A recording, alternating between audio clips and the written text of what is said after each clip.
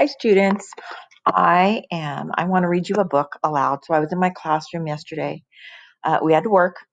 So I got this book, Matilda. We had planned on reading it this year, but since we're not there, I'm going to read it aloud. And I will try to take pictures of the pages. I don't know how well that'll work. So for now, I'm just going to start reading. This is not an assignment. This is just something that I want to do because I miss reading aloud to you. And you might be able to use some of it for your to take AR points or to for your 20 minutes for the day. So this is by Roald Dahl, and it is Matilda. And the first chapter is titled The Reader of Books. So that sounds like a really good book already, right? The Reader of Books. It's a funny thing about mothers and fathers. Even when your own child is the most disgusting little blister you could ever imagine, they still think that he or she is wonderful. Some parents go further. They become so blinded by adoration, they manage to convince themselves their child has qualities of genius. Well, there is nothing very wrong with all of this. It's the way of the world. It is only when the parents begin telling us about the brilliance of their own revolting offspring that we start shouting, "Bring us a basin! We're going to be sick!" School teachers suffer a good deal from having to listen. Let me show you the pages. So here's our pages. I gotta read that now. So school teachers suffer a good deal from having to listen to this sort of twaddle from proud parents. It doesn't bother me. But they usually get their own back when the time comes to write the end of term reports. Those are report cards. If I were a teacher, I would cook up some real scorchers for the children of doting parents. Your son, Maximilian, I would write, is a total washout. I hope you have a family business you can push him into when he leaves school because he sure as heck won't get a job anywhere else. Or if I were feeling lyrical that day, I might write, it is a curious truth that grasshoppers have their hearing organs in the sides of their abdomen. Your daughter Vanessa, judging by what she's learned this term, has no hearing organs at all. I might even delve deeper into natural history and say the periodical cicada spends 6 years as a grub underground and no more than 6 days as a free creature of sunlight and air. Your son Wilfred has spent 6 years as a grub in this school, and we are still waiting for him to emerge from the chrysalis. A particularly poisonous little girl might sting me into something. Fiona has the same glacial beauty as an iceberg, but unlike the iceberg, she has absolutely nothing below the surface. Boy, that's not a very nice teacher, huh? I think I might enjoy writing end of term reports for the stinkers in my class. But enough of that. We have to get on. Occasionally one comes across parents who take the opposite line, who show no interest at all in their children. Of these, of course, and these, of course, are far worse than the doting ones. Mr. and Mrs. Wormwood were two such parents. They had a son called Michael and a daughter called Matilda, and the parents looked upon Matilda in particular as nothing more than a scab. A scab is something you have to put up with until the time comes when you can pick it off and flick it away. Mr. and Mrs. Wormwood looked forward enormously to the time when they could pick their little daughter off. You can hear my student. My student is my dog. He's laying right here by me. I might show you a picture. He's awfully cute. Maybe next time. He's got a big head. He's trying to lay on me. Okay, let me see where I was. Let's see. So they're going to pick their little daughter off as a scab. So they're waiting for that time when they can pick her off and flick her away, preferably into the next county or even further than that. It is bad enough when parents treat ordinary children as though they were scabs and bunions, but it becomes somehow a lot worse when the child in question is extraordinary. And by that I mean sensitive and brilliant. Matilda was both of these things, but above all, she was brilliant. Her mind was so nimble and she was so quick to learn that her ability should have become obvious, even to the most half-witted of parents. But Mr. and Mrs. Wormwood were both so gormless and so wrapped up in their own silly little lives that they failed to notice anything unusual about their daughter. To tell the truth, I doubt they would have noticed that she had crawled into the house with a broken leg. Matilda's brother, Michael, was a perfectly normal boy. But the sister, as I said, was something to make your eyes pop.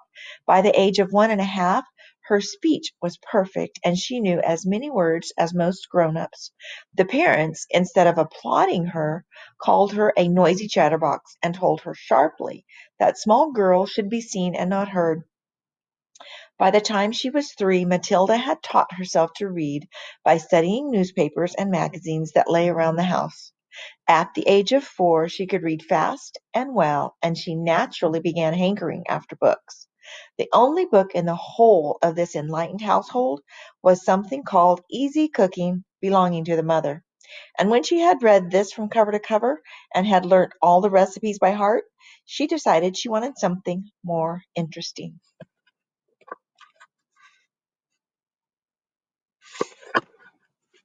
Sounds like my kind of student. Daddy, she said, do you think you could buy me a book? A book, he said. What do you want a flaming book for? To read, Daddy. What's wrong with the telly? That's television.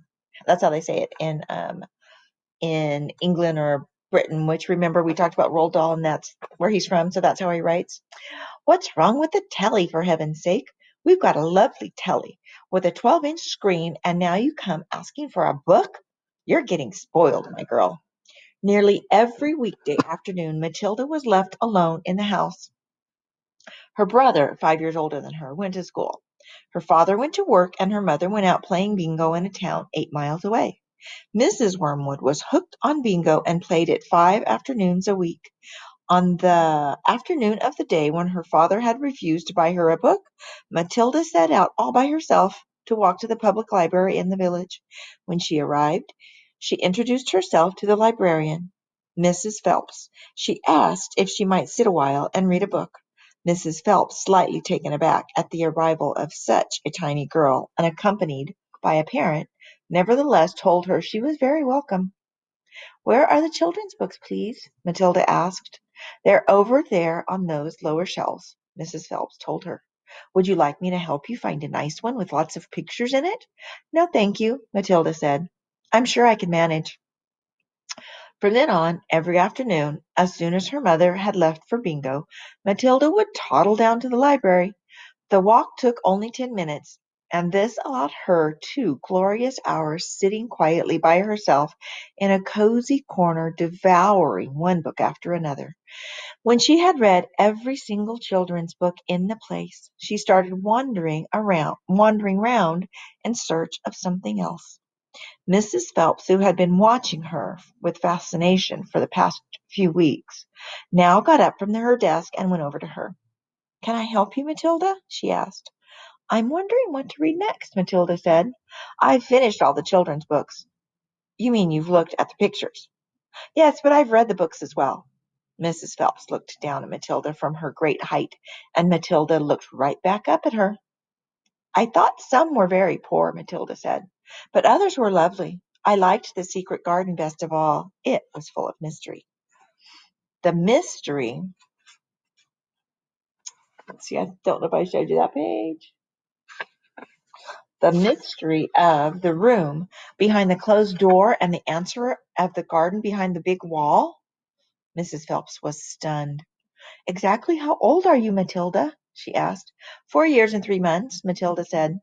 Mrs. Phelps was more stunned than ever, but she had the sense not to show it. "What sort of book would you like to read next?" she asked. Matilda said, "I would like a really good one that grown-ups read. A famous one. I don't know any names." Mrs. Phelps looked along the shelves, taking her time. She didn't quite know what to bring out. How, she asked herself, does one choose a famous grown-up book for a 4-year-old girl?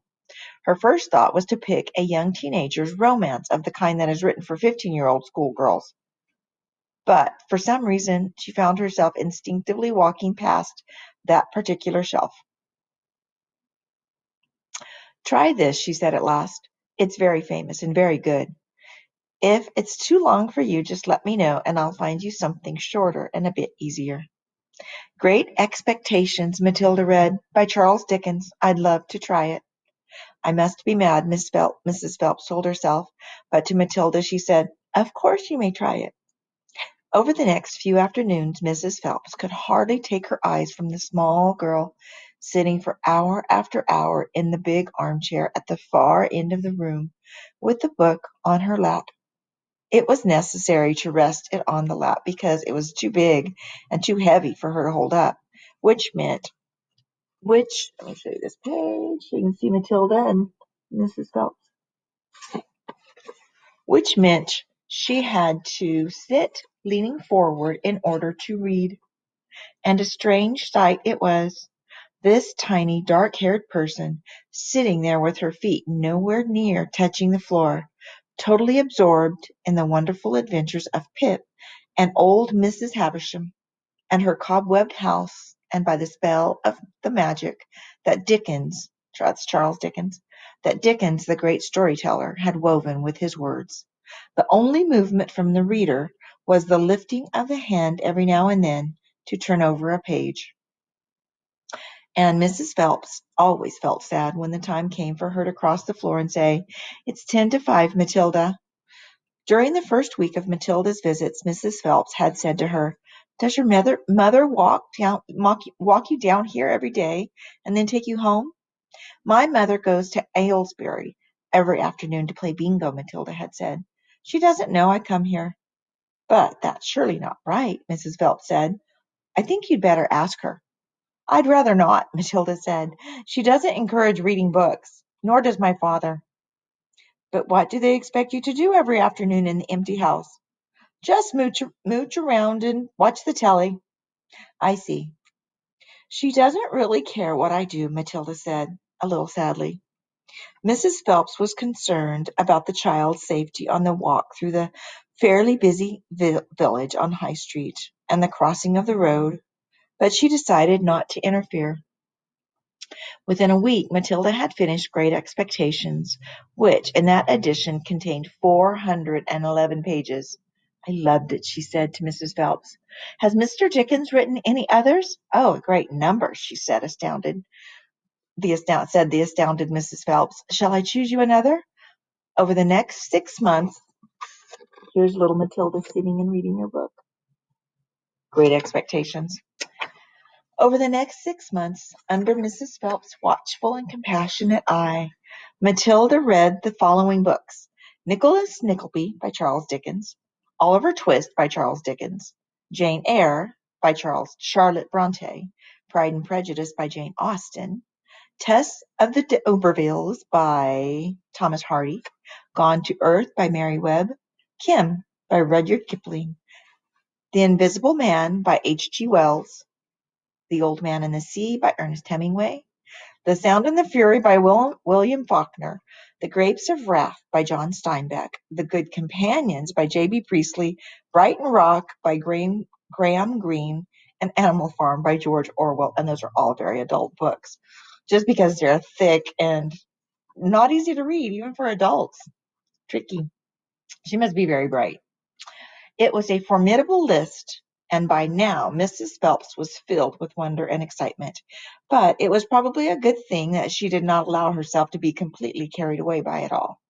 Almost anyone else witnessing the events of this small child would have been tempted to make a great fuss and shout the news all over the village and beyond, but not so Mrs. Phelps. She was someone who minded her own business and had long since discovered it was seldom worth while to interfere with other people's children. Mr. Hemingway says a lot of things I don't understand, Matilda said to her, especially about men and women, but I loved it all the same.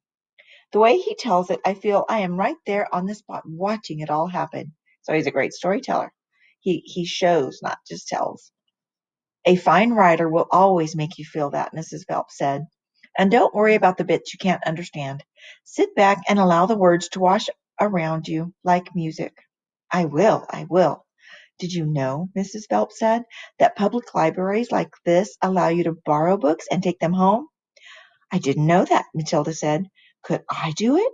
Of course, Mrs. Phelps said.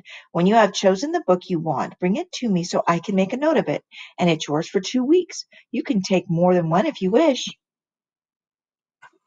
And here's Matilda and Mrs. Phelps getting ready to check out some books. From then on, Matilda would visit the library only once a week in order to take out new books and return the old ones. Her own small bedroom now became her reading room, and there she would sit and read most afternoons, often with a mug of hot chocolate beside her. That's what I do, except I have hot coffee, and I have my comfy spot like this one, and I like to read. So she has her hot chocolate. Let's see. She was not quite tall enough to reach things around the kitchen, but she kept a small box in the outhouse which she brought in and stood on it in order to get whatever she wanted. Mostly it was hot chocolate she made, warming the milk in a saucepan on the stove before mixing it in. Occasionally she made Ovaltine. It was pleasant to take a hot drink up to her room and have it beside her as she sat in her silent room, reading in the empty house in the afternoons. The books transported her into new worlds and introduced her to amazing people who lived exciting lives. She went on olden day sailing ships with Joseph Conrad. She went to Africa with Ernest Hemingway and to India with Rudyard Kipling. She traveled all over the world while sitting in her little room in an English village. So that's what books can do for you. They can take you all over the place. So the next chapter is called Mr. Wormwood, the Great Car Dealer. I wonder what it's going to be about. Oh, and I don't know if I showed you the picture of her reading in her cozy little. Oh, I didn't. So, do any of you read like this in cozy little corners? I know some of you like to read. Not all of you, but some of you. Hopefully, everybody before you're much older will find really good books that you like to read. So, I hope you're excited about listening to the story Matilda. And if you have questions or comments, feel free to make them in Google Classroom and we can have class discussion about our new chapter book. And I will talk to you soon. I'll be reading to you next Monday. Today's Friday. So I'll read you some more on Monday.